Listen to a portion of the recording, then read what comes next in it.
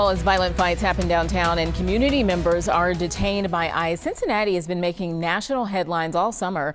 And as we continue to follow these stories, we're also checking in with our local leaders to talk about the issues. And joining us right now, Congressman Greg Landsman. Congressman, thanks so much for being here with us. Thanks for having me. Always a pleasure. Okay, so I do want to start. We talked about this at the top of the hour, that fight that happened downtown over the weekend. The video has been everywhere. It's gone viral, gotten the attention of the vice president, also Elon Musk. City leaders have addressed this attack by saying that 5 people have been charged. You represent the community here, and they're asking, where were police? There's been very few details of this incident released. What's your take on all of this? I mean, it's terrible. What I saw was terrible, and I'm glad that the police are taking it as seriously as they are. Same with the prosecutor. I mean, they were very clear that everyone involved is going to be arrested and held accountable, and that's what I expect. I don't want this to divide us. This is one of those things that could divide us as a community, and one of the things we do really well in Cincinnati is that we do community. We come together and solve these problems. And so what you see now are city leaders working through, like, what was the situation? Could it have been avoided? And we do problem solving because of the collaborative agreement and the work that others have done better than most cities. And so my sense is that you're going to see change. Now, I know a lot of constituents may think, okay, you're in Washington now, you're all the way out there. Have you spoken with city leaders about this? Yeah, I mean, I stay in not constant but regular touch with all my local leaders. I mean, this is one of the best jobs ever, and it's great in that I can be helpful to all of these folks all over Southwest Ohio. And one of the things we're working on with the city is, like, part of the crime issue is that you got these kids breaking into cars. Well, that can be something we can help with. And so we're working on potentially legislation, certainly some engagement with Honda and Kia to say, look, you got to recall these vehicles and fix them so that you can't steal them so easily. Like, that's something that the United States Congress should jump on, and so we're working with the city on that. Okay, so speaking of Congress, just 2 weeks ago, Republican Eric Conroy announced that he plans to run against you next year. He's been extremely vocal about the recent violence in the city. He's also called you out personally for not saying anything, claiming, quote, Landsman cares more about the security of Ukraine than the security of Cincinnati. What do you have to say? That's a very weird thing to say. Why Ukraine? It doesn't matter. No, I've been talking about this all week. Yeah, since I saw it. So. That's it. Yeah, I mean, people know me. It's when folks who aren't,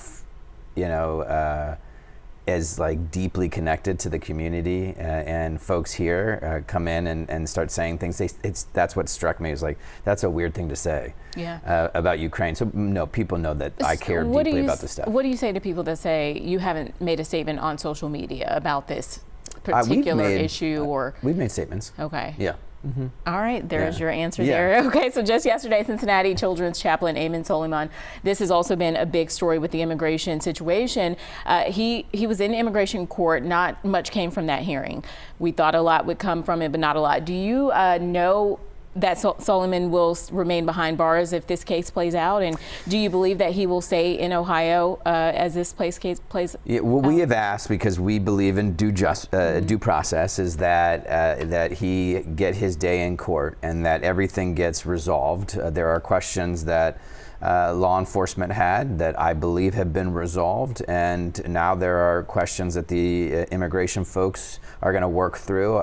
That should be worked through in a court of law, in front of a judge, which is happening, and he gets to stay here until it gets resolved, and hopefully it gets resolved soon. Have you been in touch with him or his team? His lawyers, yeah. Okay. Yeah, our team works very closely with a lot of folks who are working through this process, and we have a good relationship.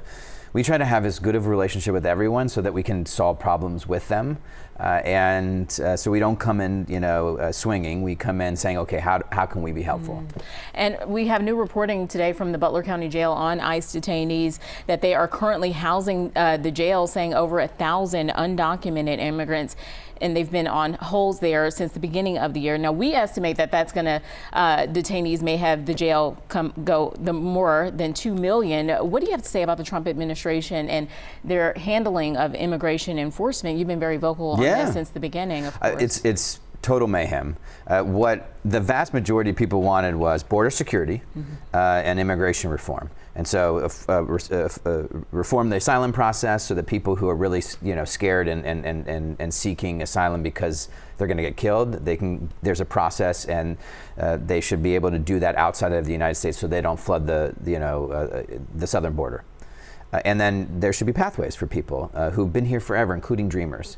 This is just rounding up people and then incarcerating them, putting them in jails. In our jails, we're paying this, the cost, and it's only going to go up. They're going to spend $45 billion on new detention centers, meaning that like a bunch of donors are going to get rich detaining all of these people. It doesn't make us any safer because the majority of the people being detained aren't criminals. They haven't been convicted of anything.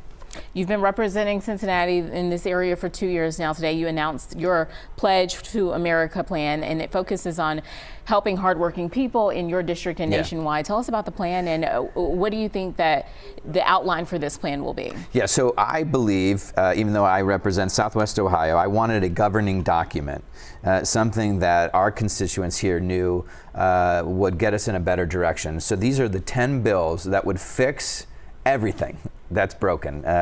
It would fix the economy. It would fix our tax code so that we're rewarding hard work and not the super wealthy. It would fix the border. It would fix immigration reform. These are all the bills that would fix government and make it more efficient and more helpful as opposed to just burning it down. It would tackle public safety and gun violence. And I lay out these 10 bills that I hope the country can rally around. And either this Congress, but probably the next Congress, will say these are the 10 bills that are going to fix the economy, make it more affordable, and make sure people are safe. I interviewed you really quickly before the election cycle a couple years ago last year. And do you see a pathway forward in Washington for bipartisanship? Yes. We're more divided than ever, it seems. Yeah, but you have to appreciate that it's still possible that the majority in Congress is a bipartisan majority. If you put a bipartisan bill on the floor, it'll get 300 votes. If you put a partisan bill on the floor, it'll get 218, 220 votes. And so it's all about the assignment. If the speaker wants a bipartisan bill, we'll give him a bipartisan bill. So I want leadership from the White House to the speaker that will push for getting Democrats and Republicans in a room to solve these problems. That's all the American people want.